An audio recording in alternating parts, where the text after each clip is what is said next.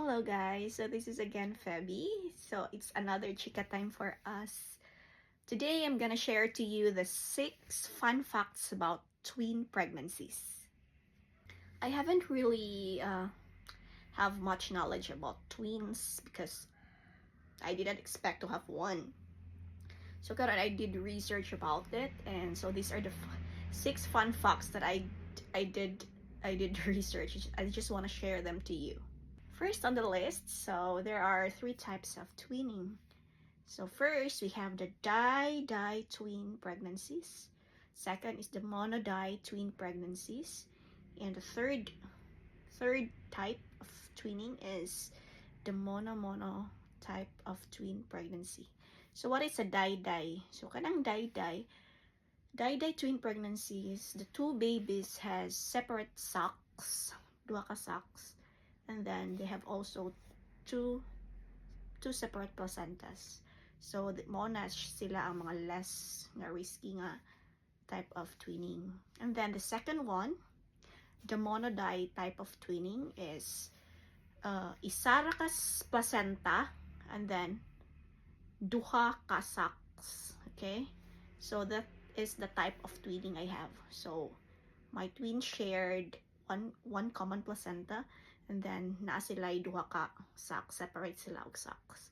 So these are mostly this type of twinning is identical. So the third one is the mono-mono type of twinning. So the mono-mono is they share sac, usara ka sac, and then they also share one placenta. So they are the most high risk type of twinning. So gamay ra kayo naka-survive ana siya nga type of twinning. Second, identical twins are not hereditary. So it means kung identical imong twins, it can happen to anyone. Okay, only the fraternal twins are hereditary. So it can happen to anyone. So spontaneous siya.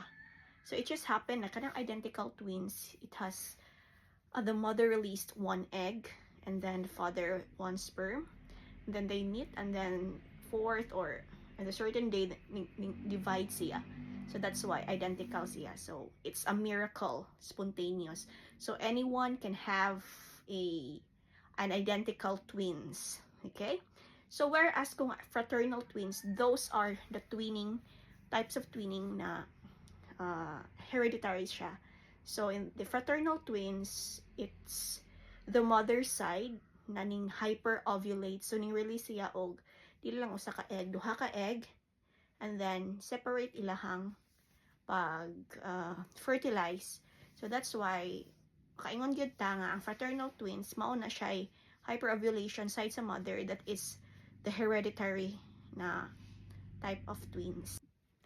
Third, fraternal twins only come from mom's genetics.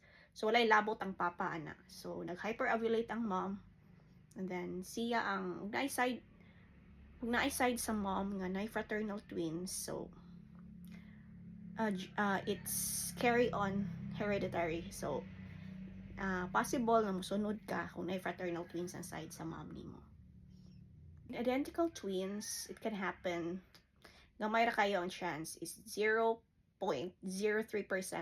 chance to conceive an identical twin. So natimingan pa jud ta.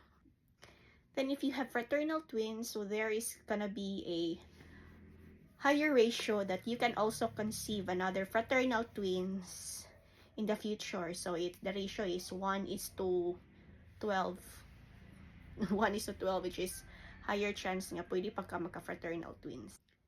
Sixth, so if you are 35 years old up, there could be a taas nga chance nga mo-release kag multiple eggs.